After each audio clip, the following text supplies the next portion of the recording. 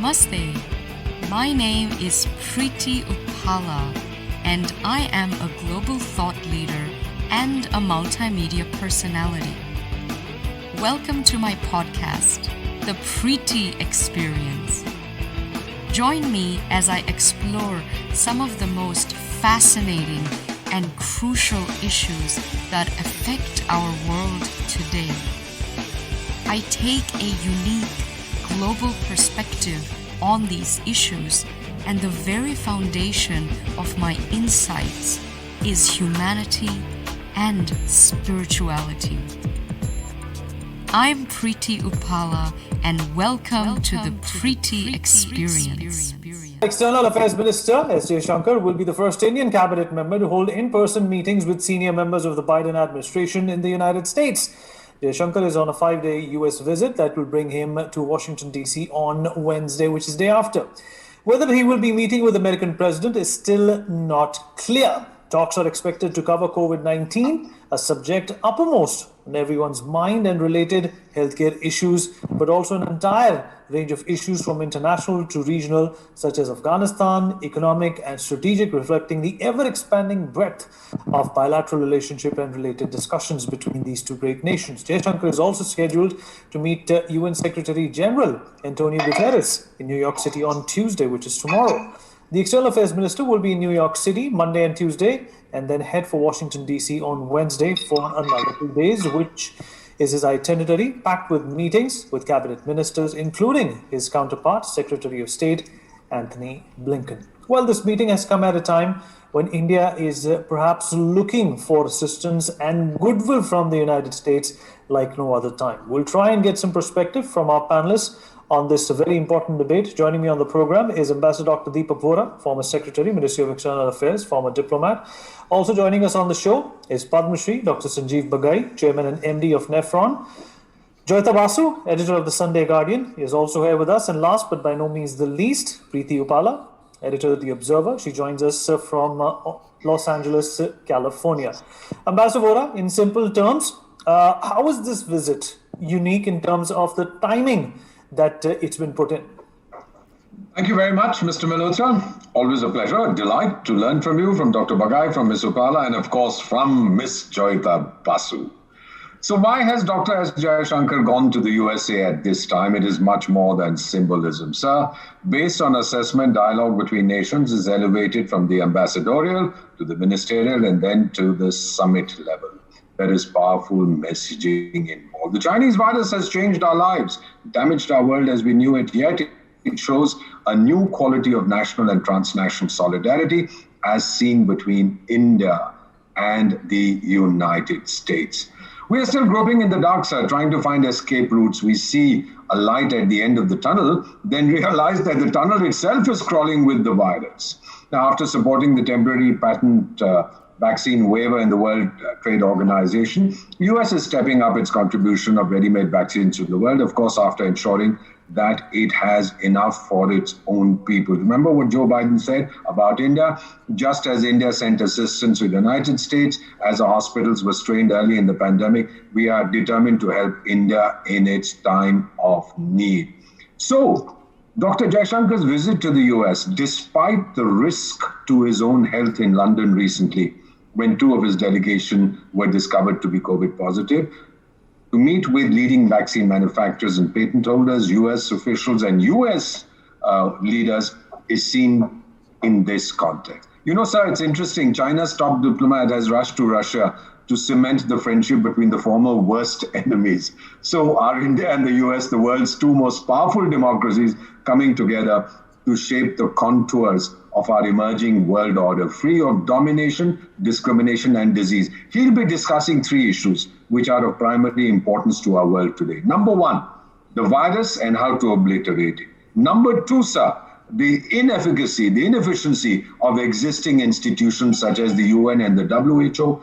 And third, the partnership of the world's democracies to make our world a safer place. Why these 3 issues? We all know that vaccination substantially lowers the risk of contracting the Chinese virus.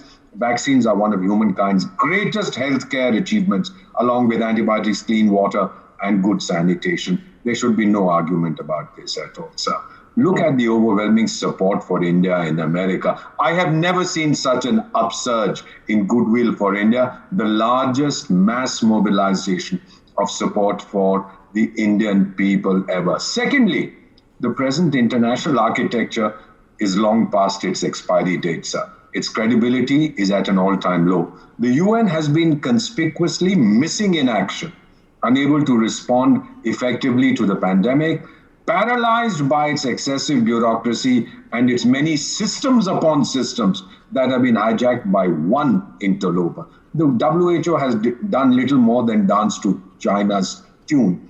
And third, sir, there is talk about the US hosting a summit for democracy to demonstrate that together democracies can deliver. It was originally planned for 2021, has been pushed back to next year owing to the pandemic. It will be discussing many important issues, as will Dr. Jaishankar. Let me just put it like this, sir. The bottom line, no country can afford to be the sole Rambo of the world today. So partnerships between democracies and free peoples will be crucial to our future. Between nations like India and the US, putting people above profit and giving their people the freedom of choice and the choice of freedom. Absolutely. Dr. Bagai, in your opinion, how is the United States able or capable of affecting the situation, the medical emergency that we find ourselves in? I'm going to put an appendage to that. Arvind Kejriwal just tweeted a few hours ago that Moderna and Pfizer have refused his demands, for vaccine to be supplied to the Delhi government and to the people of Delhi. Good afternoon, Vineet. Good afternoon, everyone. I won't take Arvind Kejriwal seriously at all, ever. I think he's Arnold Schwarzenegger, then best of luck to him. I think the visit of our minister to US is much deeper than what is seen on paper. One is, of course, it would be to discuss various data points with regards to the pandemic control and going forward beyond this present COVID-19. And second would be with regards the import of the vaccines, which obviously is critical. And point number three is with regards an overall picture of political and geographic view, which will also include China. Let me just go through each point very quickly. One is, of course, to streamline things between India and US, because we are two largest democracies. I think the world order is already changing. We will see this more impacted in the next few years. In terms of one half of the world will be US guided and the other half of the world will be Indian guided. Point number two, with regards to the import of the vaccines, in two parts. US, of course, is not holier than thou. They have been sitting on a stockpile of vaccines in which they can immunize not only every human being in US, but every pet in US. I think that's pretty unfair. We need to be offloading that. They've been having more than 5 to 5.5 vaccines per human being there, and so includes Canada up to 9. So we need more stockpile as far as that is concerned. And with regards to the other vaccines which have been denied entry, I think the pharmaceutical companies which are behaving to flex their muscles, I think overall should be banned from all dealings with India. It's not any golden rule in any part of the world that the vaccine has to be imported only through a federal structure or a government. After all, GlaxoSmithKline, which is again an international, Wyeth, and so many other companies which produce almost 25 different vaccines, do not go through the central government when they come as importing into India. There are local distributors also who import, not only the state government. So I think Moderna has overstepped its line, and I think they will be cutting the nose to save the toes soon. And last, of course, is put a price on China. I think that's going to be the motto as hashtag for the next few years. Put a price on China, for their stupidity, for their lies, for the deceit, for the concealment, for the manipulation, for the fraud, and for lack of everything which we call as humanity. So I think these three things will be of paramount importance. Obviously, we will not see anything rolled out immediately. But I think in due course of time, there is going to be a coalition of powers which will going to bring down China.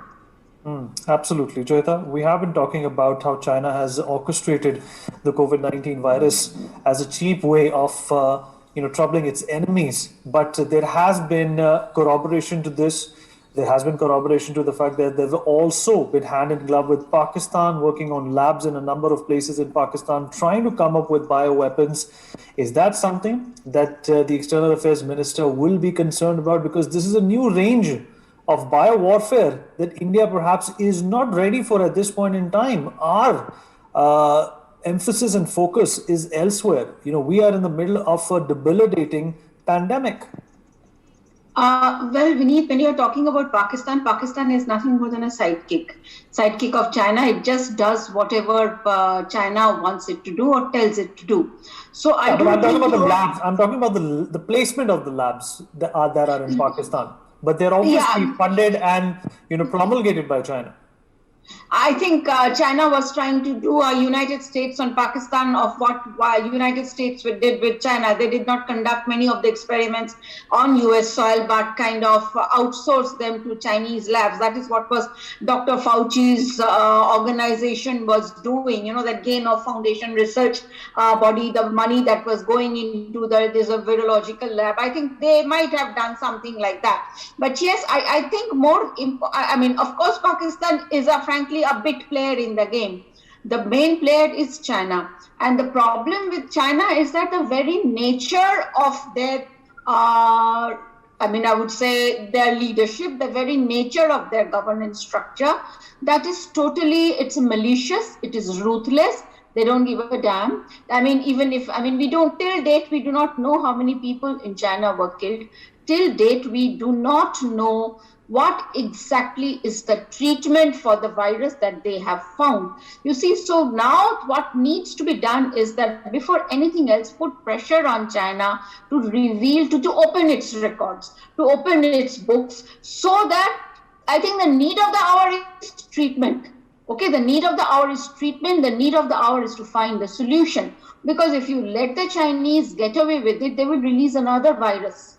You see, that is their nature.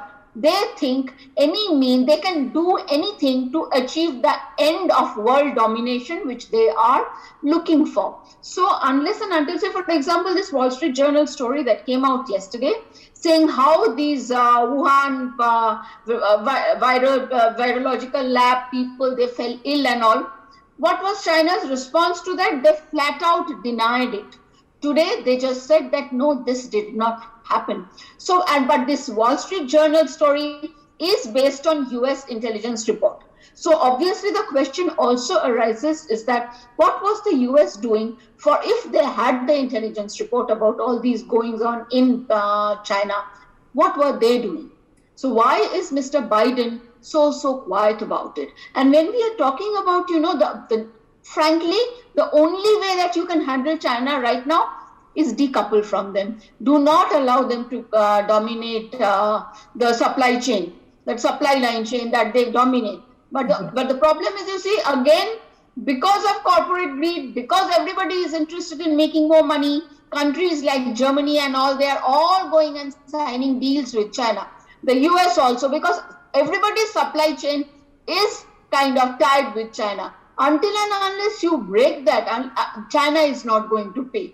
And China may just release another virus because, you see, that is the way they think that they can succeed. Or at least this man called Xi Jinping. It was not this bad earlier, but now it's getting, worse and worse. So something is terribly wrong. The thing is that, but what is Mr. Biden doing about it? Let's hope Mr. Jaishankar raises these questions when he meets Secretary Blinken. Absolutely. We need to put a price on China. And, China has been releasing viruses, Preity, like music artists release albums. And, that is something which is definitely going to have its impact on the meeting that the External Affairs Minister is going to have with the American administrative, people while his visit in the USA. But at the same time, taking a leaf out of what Joyita said, why is Mr. Biden biding his time in deciding what to do with China? Are there ulterior motives at work which we don't understand at this time? Because if you look to the United States, they are the first ones. They should be the first responders to the way China has been behaving. Well, namaste, Mr. Malhotra. Thank you for having me on your show. Always a pleasure to be here. Yes, it's so puzzling why this administration has been so quiet so far when the U.S. actually leads the world in the number of COVID-related fatalities. Apparently, it's been underreported massively, and it's the real numbers are over 1 million, way more than India and the rest of the world put together, probably.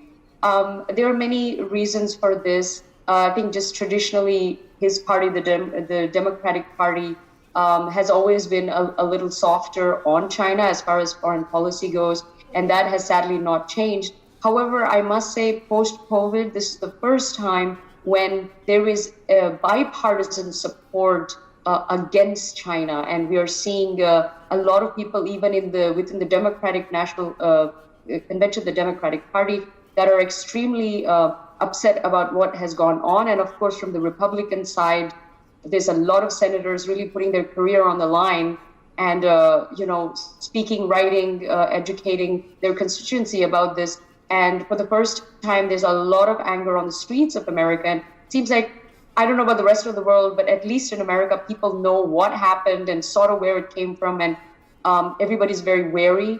Of course, the buck stops with the president. And it's really his call to make those drastic changes. I think this is a great opportunity for our Minister Jaishankar to speak with his counterparts, Secretary Blinken, and be as firm as can be. I don't think that that conversation has happened yet. I'm a great fan of Jaishankar, but I really want to see him put his foot down now that after everything has gone on. Bioterror is the new nuclear terror now. And we don't even have to worry about a nuclear bomb going on. Something like this can now very easily be orchestrated. And I think it's as scary as it is for me to say this, but this could be the new norm as far as attacks go. We don't even need to buy arms anymore, and that's a very scary thing. So we need to have those measures in place to make sure that these bio labs aren't functioning and their funding is cut off, and they need to be seriously monitored, especially in dubious places like China, Pakistan, Russia, North Korea, and Iran, and several other such rogue states. I think India can play a part, but we really need to, I think as a administration, as a country, really need to put our foot down. This would be the best time to do that. So I hope these talks are successful, and I hope that something solid comes out of it. I will definitely keeping my ears and eyes open here on the ground and keeping abreast of what's going on. Okay. Ambassador Vora, do you think, is it just me, or do you think that the momentum and the panache with which the Quad had started and it was working before the second wave hit us has completely halted, and it is perhaps only up to India to revive the reason why it was constituted in the first place? It's a difficult question that you have asked, Mr. Malhotra. It's very difficult to say that the steam has gone out of Quad or the wind out of its sails. No. At the moment, there are priorities that we are seeing. China was very aggressive at one point of time, and now we realize that in the South China Sea or anywhere else, it's also stepped back, as you can notice. I don't believe that it has an assurance of unlimited, unfettered, unstinted support from its buddies, the Russian Federation and whatever other countries support it. So I believe that at the moment, the top priority will be the vaccine and how to deal with it. China's belligerence seems to have been toned down because, as you have rightly said, an international coalition of the aggrieved seems to be emerging against China. All well-meaning countries are rallying to India's support and in the fight against the virus. China's reputation has taken a hammering. It may have overcome the virus, but it will be millennia before it comes back to being accepted as a respected member of the international community. I think China is acutely aware of this. They are very worried about loss of face. It's a traditional Chinese malady. Now they will not know where to hide. Absolutely. I'm going to take concluding comments from all our panelists, starting with Dr. Bagai. Dr. Bagai, Sputnik V is also here. And, in the middle, this is a strategic bilateral, conversation between Russia and India. But at the same time, Russia is proving to be a good friend, considering that the speed at which Sputnik V is arriving and its manufacturing is being scaled up does give you an inclination and an inkling as to who your friends are and who are not. And this is perhaps the same thing which should be expected of the United States from India as well. Yeah, so the first thing, Vineet, is to see the robustness of the platform. So say, for example, if China was a good friend and they gave us this ditch water called as Sinopharm and other vaccines, probably we still would not have used them. But Sputnik as a platform is a very robust platform. It uses two adenovectors as a combination to give a dual enhanced antigenicity. So it's good. Apart from the fact that Russia and India have got very, very good strategic, political and personal ties. But this visit from US, I think, will be sending shivers down the spine of many of our neighbors. That's in case they have a spine left now. But having said that, I think this is going to have a good, solid base to build on as far as India is concerned. I'm extremely optimistic. With regards to the present mood of the nation, with regards to the present strength of our nation, and with regards to the present leadership of our nation, we may not show anything on the face, but I don't think we either forgive or forget. Joyita? When we are talking about the US, actually, when the goal is containing China, when the goal is not, making certain that China cannot get away basically with genocide, and to ensure that China does not repeat its action again, when the goal is that, in terms of geopolitics, is Russia, holding hands with Russia going to help us right now? I don't think so. Primarily because Mr. Putin is very close to Mr. Xi Jinping. Russia is going increasingly closer to China. So I don't think really that working, because you see there are certain financial reasons why Russia has no other option but to hold hands with China. But does that mean we are going to choose and select our vaccine according to our geopolitical alliances? No, that does not work. So Sputnik is welcome. Any vaccine that will work in Indian conditions, which we can handle in terms of that sub-cold chain and all. So I think anything is welcome. But yes, at the same time, the US also should not be sitting on all the vaccines that it has been sitting on. And it's a huge number. And anyway, they are supposed to supply the vaccines to the Covaxin program. And out of that, 30% of those vaccines we are supposed to get.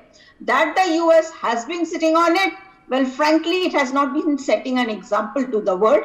It is high time, if it wants to be the numero, in the world, it played the role. And more importantly, it's time Biden administration started asking questions to China and not cutting deals on the side.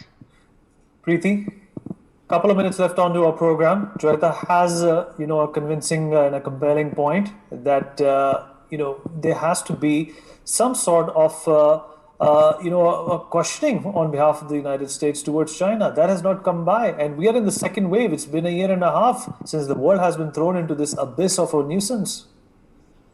Yes, I think it's high time that the world's largest democracy and the world's oldest democracy work together. I really want to see the US and India tackle China. They are the only two great powers that can do that. The Quad, as you mentioned, definitely had the formings of something that could really, take China to task. However, post-COVID, that's been a little weakened. However, I do think that they'll make a good comeback. I do see Japan resisting China and doing everything that they can. So that's good. At least we have one other ally. I do think that things will will come together. I think this meeting is a very important one for Jaishankar to really cement, I think, his position on the global stage as well. And the US needs to understand that they can't take India for granted as a strategic ally either. And I mean, the US is currently sitting on a stockpile of 80 million doses, I'm told. And it's high time that some of those are given to their great ally, India, at a great time of need. I do think that the Biden administration will absolutely facilitate with this, and I think that will be a great gesture. So let's wait and see. I hope everything works out. And just to finish off, I'm not surprised that AstraZeneca and Moderna didn't take Patriot seriously. I don't think I would either. All right. Well, thanks for picking that up. At least, you addressed that question of mine. On that note, we're going to dip into a short break. Thank you, everyone, for being a part of this debate. For more such videos, subscribe to the Newsx YouTube channel, hit the bell icon.